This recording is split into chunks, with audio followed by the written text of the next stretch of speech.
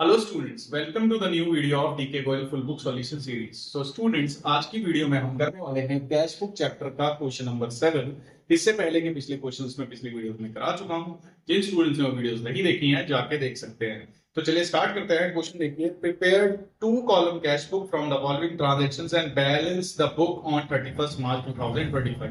तो यहाँ पे बोल रहा है कि हमें टू कॉलम कैश बुक बनानी है। तो टू कॉलम कैश बुक हमें यहाँ पे कौन सी बनानी होती है? कैश और बैंक कॉलम की। ठीक है, उसका फॉर्मेट ये ऑलरेडी बना हुआ है।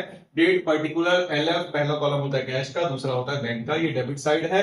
ऐसे ही क्रेडिट साइड पे सेम टू सेम कॉलम बनते हैं। अब हमारा जो कैश बुक होता है उसका रूल बड़ा सिंपल होता है कि अगर पैसा या बैंक बढ़ेगा तो डेबिट साइड में रिकॉर्ड किया जाएगा, घटेगा तो क्रेडिट साइड में रिकॉर्ड किया जाएगा। ठीक है, तो चलो स्टार्ट करते हैं। देखिए, पहली ट्रांजेक्शन मार्च फर्स्ट को ट्रांजेक्शन हो रही है और 2025 में सारी ट्रांजेक्शन हो रही है। तो हम क्या करेंगे, यहाँ पे लिख लेंगे 2025 मार्च और यहाँ पे भी लिख लेंगे 2025 मार्च। अब हमें दोबारा मार्च लिखने की जरूरत नहीं पड़ेगी क्योंकि हमने एक कॉमन मार्च यहाँ पे लिख लिया है। ठीक है, चलो नेक्स्ट देखते हैं। पहली entry, cash in hand 50,000 and bank overdraft 1,90,000। अब देखो, बैंक ओवरड्राफ्ट का मतलब क्या होता है? बैंक ओवरड्राफ्ट का सिंपल सा मतलब होता है कि हमने जो पैसा है वो माइनस में निकाल रखा है बैंक अकाउंट से। मतलब हमने बैंक से लोन ले रखा है। बैंक ओवरड्राफ्ट एक शॉर्ट टर्म लोन होता है जिसकी हर साल हमको पेमेंट करनी होती है। ठीक है, उसके बाद अगले दिन हम पैसा फिर से निकाल सकते हैं। तो बैंक ओवरड्राफ्ट क्या है? ये लोन है हमारा, जो बैलेंस है वो माइनस में है। तो हम इसके बैलेंसेस कैसे रिकॉर्ड करेंगे? उसके बैलेंसेस रिकॉर्ड करेंगे मार्च फर्स्ट को। पहले हम लिखेंगे टू बैलेंस बीडी और बैलेंस बीडी में कैश लिखेंगे। कैश कितना है हमारे पास? 50,000 रुपीज। तो 50,000 कैश आ जाएगा और इसी दिन 1,90,000 का बैंक है हमारे पास। ठीक है, और वो माइनस में है तो माइनस वाला बैलेंस हमारा आता है क्रेडिट साइड में। मींस यहां पर भी लिखेंगे बाय बैलेंस अमाउंट कितनी लिखेंगे? बैंक के अंदर लिखेंगे 1,90,000 क्योंकि बैंक जो है हमारा 1,90,000 से क्रेडिट के अंदर है। ठीक है, तो यहाँ पे क्रेडिट भी लिखा हो सकता है, बैंक ओवरड्राफ्ट भी लिखा होता है। कभी भी बैंक ओवरड्राफ्ट लिखा हो तो हम वहां उस वाली साइड पे लिखेंगे, माइनस वाली अमाउंट हमारी क्रेडिट के अंदर आती है। ठीक है, चलो सेकंड एंट्री देखते हैं। Purchase goods from Rajkumar of list price of 50,000 at 5% rate discount and paid the amount by cheque. अब हमने देखो परचेज किया है। परचेज किया है, ये है कैश बुक और कैश बुक में हमें पैसा आने और जाने की एंट्री रिकॉर्ड करनी होती है। इसके सिवा हमें कुछ भी रिकॉर्ड नहीं करना है। तो यहाँ पे क्या हो रहा है? यहाँ पे पैसा जा रहा है, तो जा रहा है तो कौन सी साइड रिकॉर्ड होगा? क्रेडिट साइड में रिकॉर्ड होगा। और कितना रिकॉर्ड होगा? देखो यहाँ पे 50,000 रुपए और 5% ट्रेड डिस्काउंट है। तो हमने पिछले चैप्टर्स में पढ़ा है कि ट्रेड डिस्काउंट को हम सिंपल माइनस करके वैल्यू लिख लेते हैं। मींस 50,000 में से 5% माइनस कर दो तो 50,000 का 5% कितना हो गया? 10% हो गया 5,000 और हमें चाहिए 5%, तो आधा कर दो, कितना हो गया? 2,500। मतलब हमने जो परचेज करी है वो कितने की करी है? 50,000 में से 2,500 माइनस करेंगे और हमारी जो वैल्यू बची वो है 47,500। उतने की हमने परचेज करी। अब देखो परचेज करी है तो पैसा जाएगा तो क्रेडिट साइड में रिकॉर्ड करेंगे। ये एंट्री फर्स्ट को हुई थी, अब जो एंट्री हो रही है वो सेकंड को हो रही है। तो लिखेंगे बाय परचेजेस अकाउंट और पैसा हमने चेक के थ्रू दिया है तो जो माइनस साइड पे लिखेंगे वो लिखेंगे बैंक की साइड पे। ठीक है, अगर चेक से पेमेंट होगी, बैंक से पेमेंट होगी तो बैंक वाले कॉलम में लिखेंगे। कैश से पेमेंट होगी या कैश रिसीव होगा तो कैश वाले कॉलम में लिखेंगे। ठीक है, तो चलिए अब देखते हैं नेक्स्ट एंट्री 6 डेट को। Goods sold for 80,000 in payment receive by cheque, cheque deposited on bank on same day. अब हमने सेल्स करी और हमें चेक मिल गया तो हमारे पास पैसा आया होगा। पैसा आया होगा तो डेबिट साइड पे रिकॉर्ड करेंगे। कितनी डेट को आया है? 6 डेट को। तो क्यों आया है? सेल्स हमें रीजन लिखना होता है, तो सेल्स की वजह से हमारे पास चेक आया और उसको हमने तुरंत जमा कर दिया। तो तुरंत जमा कर दिया तो हम उसको बैंक के अंदर लिख देंगे। ठीक है, अब नेक्स्ट ट्रांजेक्शन देखते हैं। 10 डेट को गुड्स परचेज फॉर कैश 19,800। अब हमने सामान खरीदा पैसे देके, तो पैसा गया होगा तो कौन सी साइड आएगा?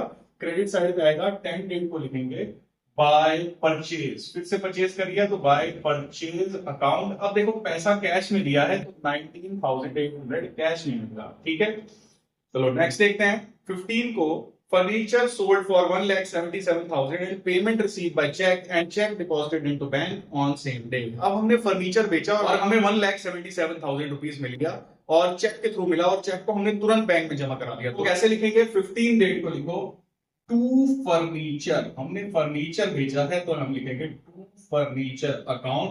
कितने रुपए रिसीव हो रहे हैं? 1,77,000 रुपीज। ठीक है, ये वैल्यू हमने लिख दी। अब 18 को सैलरीज पेड। अब हमने सैलरी पे कर दिया तो पैसा जाएगा तो कौन सी साइड रिकॉर्ड करेंगे? क्रेडिट साइड पे रिकॉर्ड करेंगे। मींस 18 को लिखेंगे बाय सैलरीज अकाउंट, और कितने रुपए की सैलरी पे करी है 4500। ये नहीं लिखा हुआ कि कैश के अंदर दी थी कि बैंक के अंदर दी थी। तो ऐसी सिचुएशन में जहां पे ये मेंशन ना किया गया हो पैसा कैश में खर्च किया गया है या चेक बैंक के थ्रू खर्च किया है, हम बाय डिफॉल्ट मानते हैं कैश पे। ठीक है, तो कोई भी ट्रांजेक्शन जिसमें ये ना बताया गया हो कैश में जाना है बैंक में जाना है, तो हम कहां लिखेंगे, कैश में लिखेंगे, चाहे वो रिसीव हो चाहे वो पेड हो। ठीक है, नेक्स्ट एंट्री 21 को settle the amount due to Raghu 2000 by paying him cash 1910। Means हमने 2000 रुपए रघु को देने थे, हमने उसको 1910 रुपए देके बोला भैया सेटलमेंट हो गई, अब और पैसा नहीं लेंगे। तो देखो हमें यहाँ पे कैश बुक में सिर्फ कैश का फ्लो देखना होता है। यहाँ 90 रुपए का डिस्काउंट हो गया, वो हम यहाँ नहीं लिखेंगे, उसको हम इग्नोर कर देंगे। हमारी जो पेमेंट हुई है वो कितनी हुई है 1910 की, हम वही लिखेंगे। मींस हमने पैसा दिया है किसको, 21 को बाय रघु लिखेंगे और कैश के अंदर लिख देंगे 1910। ठीक है, ये हमारी पेमेंट हो गई। अब 22 को देखो, cash receive from Veer 14,780 in full settlement of his account of 15,000। अब क्या हुआ कि वीर से हमने पैसा लेना था 15,000, उसने हमें 14,780 रुपए दे दिया। इट मींस 220 का डिस्काउंट हो गया, उसको हम इग्नोर कर देंगे। हमें जो पैसा मिला है हमें सिर्फ वही लिखना है। तो मींस 22 डेट को वीर में हमको पैसा दिया है, तो हम लिखेंगे टू वीर।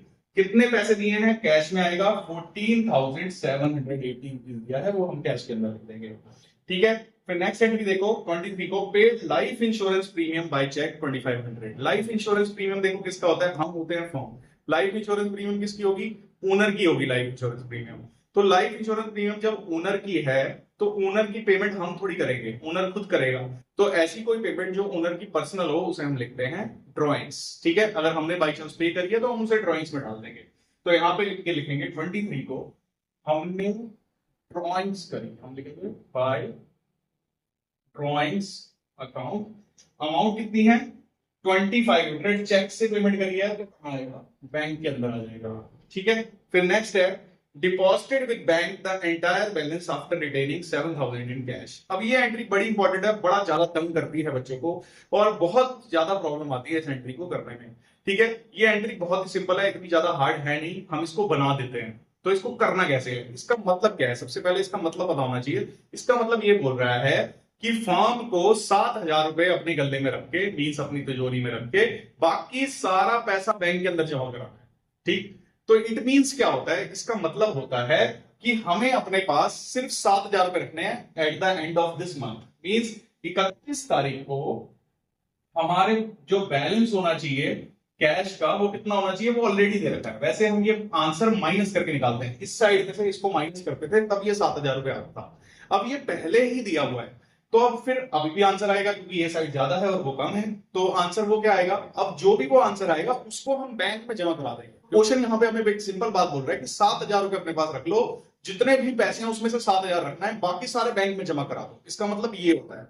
तो यहाँ पे हमने 7,000 रुपए रख लिए, अब हम निकालेंगे डिफरेंस। जो भी डिफरेंस आएगा उसकी कॉन्ट्रा एंट्री कर देंगे। कॉन्ट्रा एंट्री का मतलब उस पैसे को हम बैंक में जमा करा देंगे। ठीक, तो उसके लिए क्या करना पड़ेगा, पहले करना पड़ेगा कैश का टोटल। तो कैश का टोटल करो, यहाँ पे सिर्फ 2 आइटम्स हैं, दोनों आइटम को प्लस कर, ये हो गया हमारा 64,780। यही वाला टोटल हमारा इस साइड आ जाएगा 64,780। इसमें से अब ये सारी वैल्यूज हम माइनस करेंगे, उसके बाद जो वैल्यू बचेगी वो पैसा हमें बैंक के अंदर जमा कराना है। तो अब 64,780 में से इन सब को माइनस करके हमारी वैल्यू आएगी 31,570 रुपीज। इसका मतलब क्या है कि ये पैसा हमारे पास, टोटल जो पैसा था वो था 38,000, इन दोनों को प्लस करके हमारे पास कैश में पड़ा था 38,570 रुपीज पड़े थे। उसमें से क्वेश्चन ने हमें बोला 7,000 रख लो बाकी सारे जमा कर दो। तो 38 में से 7,000 माइनस करो तो कितना बचा 31,570। ये हमें बैंक के अंदर जमा कराना है। तो बैंक के अंदर जमा कराना है तो कॉन्ट्रा एंट्री होती है। कॉन्ट्रा एंट्री का मतलब कैश में से अब ये माइनस हो गया, माइनस वाली साइड है, कैश में से माइनस हो गया, यहाँ बैंक के अंदर यहाँ पे एक प्लस हो जाएगा। तो बैंक में लिखेंगे 31,570 रुपीज प्लस कर देंगे। कॉन्ट्रा एंट्री है तो यहाँ पे हम दोनों तरफ सी लगा देंगे। अब सी लगा लेंगे, उसके बाद यहाँ पे जो कैश में लिखा है वहां पे हमने सिंपल क्या लिखना है, वहां पे हमें लिखना है बाय बैंक अकाउंट। हमने क्या लिख दिया, वहां पे बैंक अकाउंट लिख दिया। और जो यहाँ बैंक में आया है वहां पे हम क्या लिखेंगे 31 को टू कैश अकाउंट। तो कैश अकाउंट में आ गया 31,570। अब ये हमारी डिपॉजिटेड वाली एंट्री यहाँ पे कंप्लीट हो गई। अब यहाँ पे सिर्फ एक ही बैलेंस शीट रह गया, वो कौन सा रह गया, बैंक का। तो अब हमें चेक करना है कि कौन सी साइड एंट्री ज्यादा है। तो अगर हम देखें तो ये साइड हमारी ज्यादा आ रही है और वो साइड कम है, तो इसका टोटल करेंगे और यही वाला टोटल वहां लिख के फिर उसमें से उसको माइनस करेंगे। अब इन सबका टोटल करके हमारा आंसर आएगा 2,88,570 रुपीज।